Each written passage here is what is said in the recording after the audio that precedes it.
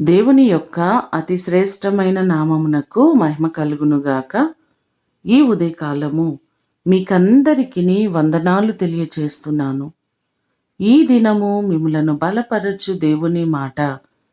సర్వశక్తుడగు దేవుడు మిమ్మును కరుణించునుగాక. ఆదికాండము 43వ అధ్యాయము 14వ వచనం.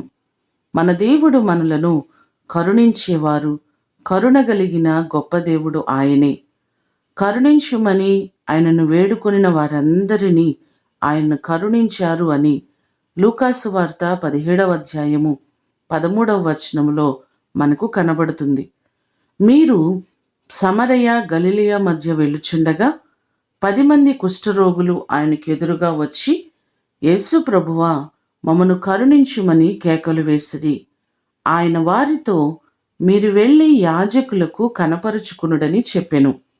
వారు వెళ్ళుచుండగా శుద్ధులైరి అని లూకాసు వార్త 17వ అధ్యాయము 13వ వచనంలో మనకు కనబడుతుంది. అలాగే లూకాసు వార్త 18వ అధ్యాయము 38వ వచనంలో చూడగా, దావీదు కుమారుడా, నన్ను కరుణించుమని గుడ్డివాడు కేకలు వేయగా యేసు వాని కన్నులను ముట్టినట్టుగా మనము చూడగలం. అలాగే మన జీవితాల్లో కూడా ప్రతి అవసరత కొరకు ఆయనను వేడుకుంటే ఆయన తప్పక మనలను కరుణించి మనకు మేలు చేస్తారు.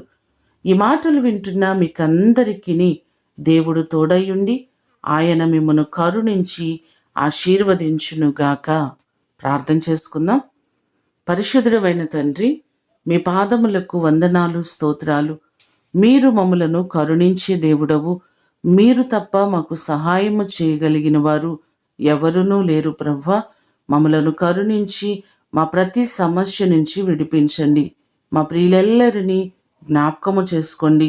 ఏ అవసరతల్లో అక్కరల్లో వారు ఉన్నారో ప్రతి అవసరత నీ కృపచేత మీరు తీర్చి ఆశీర్వదించమని యేసు నామమున అడిగి వేడుకొని పొందియున్నాము తండ్రి.